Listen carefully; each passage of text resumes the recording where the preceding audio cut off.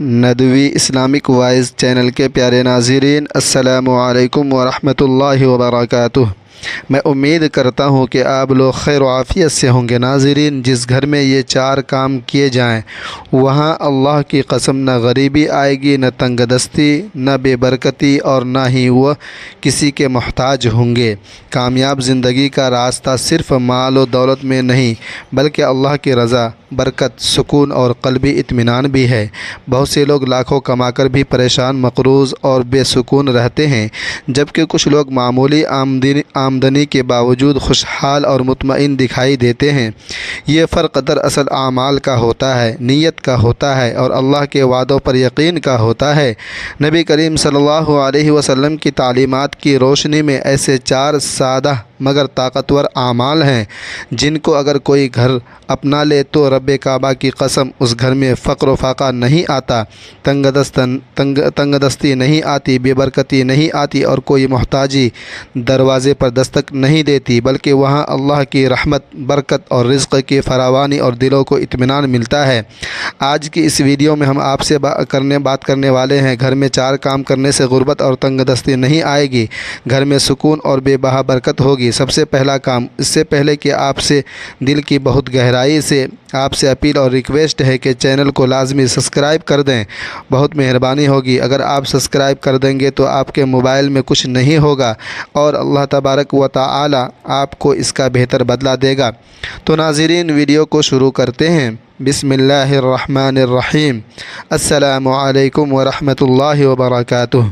گھر میں چار کام کرنے سے غریبی، تنگ دستی اور بے برکتی نہیں آئے گی۔ یہ چار کام کر لو، آپ کا گھرانہ خوشحال ہو جائے گا۔ جس گھر میں یہ چار کام ہوں گے، رب کعبہ کی قسم اس گھر میں کبھی غریبی نہیں آئے گی، تنگ دستی نہیں آئے گی، بے برکتی نہیں آئے گی۔ اس گھر کے لوگ کبھی بھی دوسرے کے محتاج نہیں ہوں گے سوائے اللہ تبارک و تعالی کے۔ محترم ناظرین، دنیا کی رنگینی، چمک دمک اور آسائشوں کے اس دور میں اکثر لوگ ایک ہی شکوہ کرتے دکھائی دیتے ہیں، ہم کماتے تو بہت کچھ کر رہے ہیں مگر پتہ نہیں پیسہ کہاں چلا جاتا ہے۔ صبح سے شام تک کی تھکن، محنت، مشقت، کاروباری دوڑ دھوپ، نوکری کی مشقت ہے، سب کچھ تو ہو رہا ہے، لیکن جب مہینے کا اختتام آتا ہے تو جیب خالی اور دل پریشان۔ گھر میں نہ سکون ہوتا ہے، نہ راحت، دل میں بے چینی ہوتی ہے اور زندگی قرضوں کے بوجھ تلے دبی ہوئی محسوس ہوتی ہے۔ کئی گھروں میں یہی حال ہے، پیسہ آتا ہے مگر رکتا نہیں، برکت نظر نہیں آتی، ہر وقت محتاجی کا احساس چھایا رہتا ہے۔ آخر یہ سب کچھ کیوں ہو رہا ہے؟ کہاں گڑبڑی ہو رہی ہے؟ کیا واقعی ہم کچھ ایسا کر رہے ہیں جس کی وجہ سے ہماری کمائی بے برکت ہو گئی؟ یقیناً آپ نے بھی یہ تضاد اپنی آنکھوں سے دیکھا ہوگا۔ ایک طرف وہ گھرانہ جس کے پاس سب کچھ ہوتے ہوئے بھی ہر وقت پریشانیوں میں گھرا رہتا ہے، اور دوسری طرف وہ خاندان جس کی آمدنی معمولی ہے مگر ان کے چہرے پر سکون، دل میں اطمینان اور گھر میں خوشی کا راج ہوتا ہے۔ ایسا لگتا ہے جیسے ان کے رزق میں اللہ تبارک و تعالی نے ایسی برکت ڈال دی ہو جو مال و دولت سے نہیں بلکہ روحانی نظام سے وابستہ ہے۔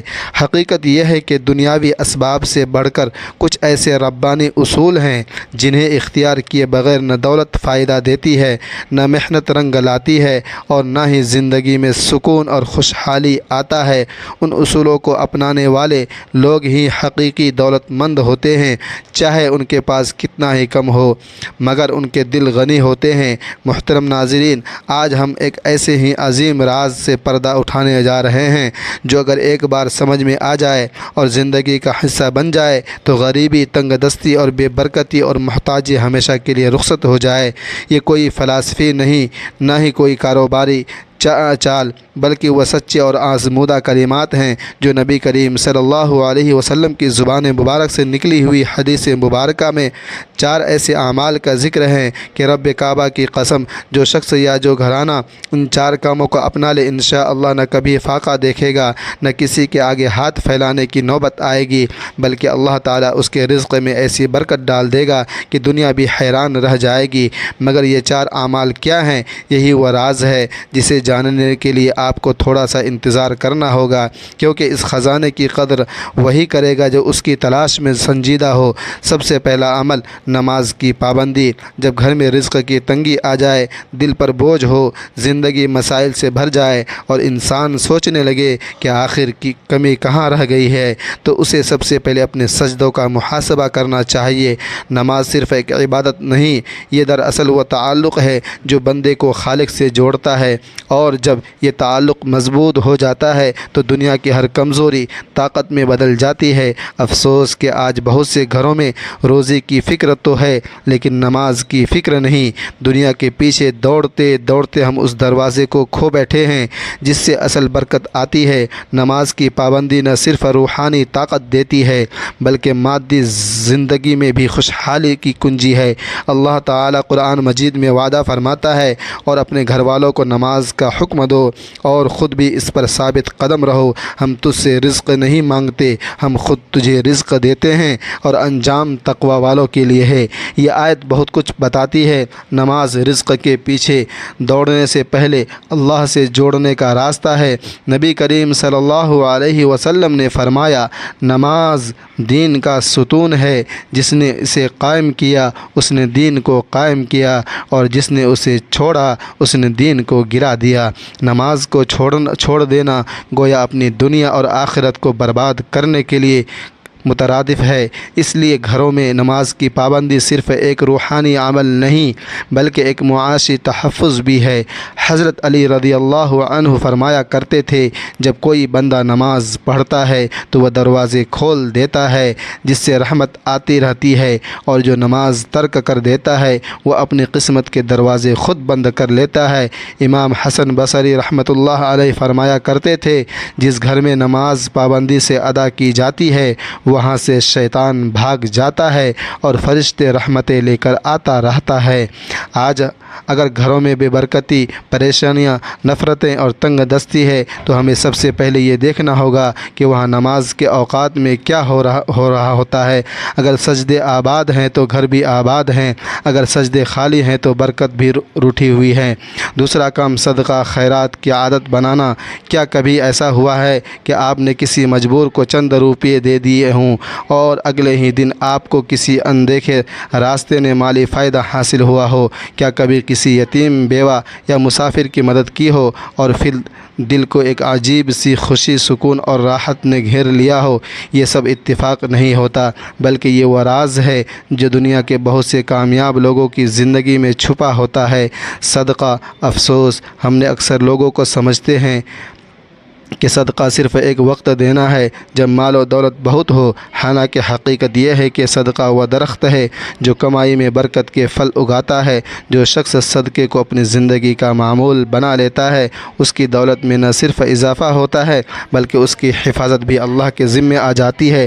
قرآن مجید میں اللہ تعالیٰ فرماتے ہیں، جو لوگ اللہ کی راہ میں اپنا مال خرچ کرتے ہیں ان کی مثال ایسی ہے جیسے ایک دانہ جو 7 بالیاں اگاتا ہے، ہر بالیاں میں 100 دانے ہوں۔ اسی طرح نبی کریم صلی اللہ علیہ وسلم نے فرمایا، صدقہ مال کو کم نہیں کرتا بلکہ اس سے برکت عطا فرماتا ہے۔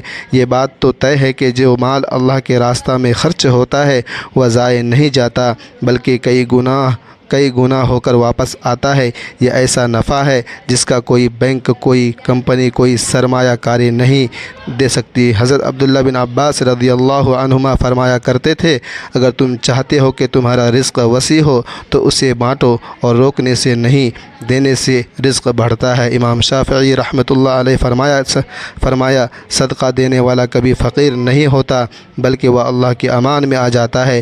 اولیاء کرام کا معمول تھا کہ دین کا آغاز ہی صدقہ دینے سے کیا کرتے چاہے 1 روپیہ ہی کیوں نہ ہو، تاکہ دین کی شروعات خیر و برکت اور اللہ کی رضا کے ساتھ ہو۔ یہی وہ نقطہ ہے جو آج ہمیں سمجھنے کی ضرورت ہے۔ اگر ہم چاہتے ہیں کہ ہمارے گھروں سے فقر، تنگ دستی اور مالی بے سکونی کا خاتمہ ہو تو ہمیں صدقہ کو اپنی زندگی کا مستقل عمل بنانا ہوگا۔ تیسرا کام اللہ کا ذکر اور استغفار کثرت سے کرنا۔ کبھی آپ نے غور کیا کہ دل بے چین ہو، طبیعت اداس ہو، گھر میں جھگڑے ہوں اور مالی حالات بگڑتے جا رہے ہوں تو اس وقت سب سے زیادہ جس چیز کی کمی ہوتی ہے وہ اللہ کا ذکر ہے۔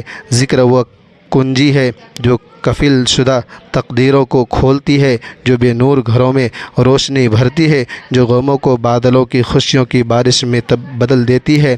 اکثر لوگ پیسے کے پیچھے بھاگتے ہیں، وقت کو قید کرنا چاہتے ہیں اور زندگی کو ترتیب دینا چاہتے ہیں، لیکن وہ اس خزانے سے غافل ہوتے ہیں جو انہیں مفت میں مل سکتا ہے، یعنی کثرت ذکر اور استغفار۔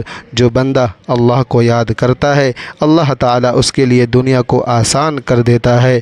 اللہ تعالیٰ قرآن میں فرماتا ہے، پس میں نے کہا اپنے رب سے معافی مانگو، بے شک وہ بڑا بخشنے والا ہے، وہ تم پر آسمان سے خوب بارش برسائے گا، تمہیں مال اور اولاد سے نوازے گا، تمہارے لیے باغات اور نہریں بنائے گا۔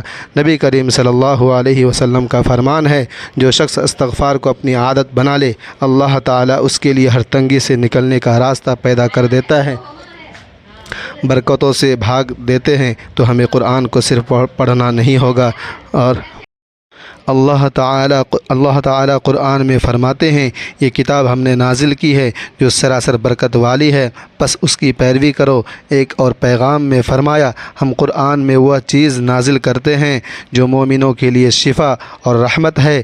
نبی کریم صلی اللہ علیہ وسلم نے فرمایا، جس گھر میں قرآن کی تلاوت کی جاتی ہے وہاں فرشتے حاضر ہوتے ہیں، شیاطین بھاگ جاتے ہیں، برکت نازل ہوتی ہے اور سکون کا ماحول قائم ہو جاتا ہے۔ قرآن کو چھوڑ دینا گویا برکت کو چھوڑ دینا، قرآن سے جڑ جانا اللہ سے جڑ جانے کے مترادف ہے۔ حضرت عبداللہ بن خطاب رضی اللہ عنہ فرمایا کرتے تھے، ہم وہ قوم ہیں جس سے اللہ نے قرآن کے ذریعے عزت دی، اگر ہم اسے چھوڑ دیں گے تو ذلت ہمارا مقدر بن جائے گی۔ امام ابن قیم رحمۃ اللہ علیہ فرماتے ہیں، قرآن ایسا کلام ہے جو دلوں کو زندگی دیتا ہے، گھروں میں نور بھرتا ہے، رزق کے دروازے کھولتا ہے۔ حضرت سفیان ثوری رحمۃ اللہ علیہ کا قول ہے، جس نے قرآن کو اپنی زندگی کا ساتھی بنا لیا اللہ تعالیٰ اسے ہر مصیبت میں راستہ دکھاتا ہے۔ تو آئیے ہم روز قرآن کی کم از کم ایک آیت، ایک صفحہ یا کچھ لمحے اس کی تلاوت میں لگائیں اور کوشش کریں کہ اس پر عمل کریں، کیونکہ جب گھر میں قرآن کا نور پھیلتا ہے وہاں نہ غربت رہتی ہے، نہ نحوست، نہ تنگ دستی، صرف رحمت، سکون اور برکت کا وسیلہ ہوتا ہے۔ اگر باتیں اچھی لگی ہیں تو ویڈیو کو سبسکرائب کر لیں اور ثواب کی نیت سے زیادہ شیئر کر دیں، اور اگلے ویڈیو تک کے لیے مجھے اجازت دیجیے۔ خدا حافظ۔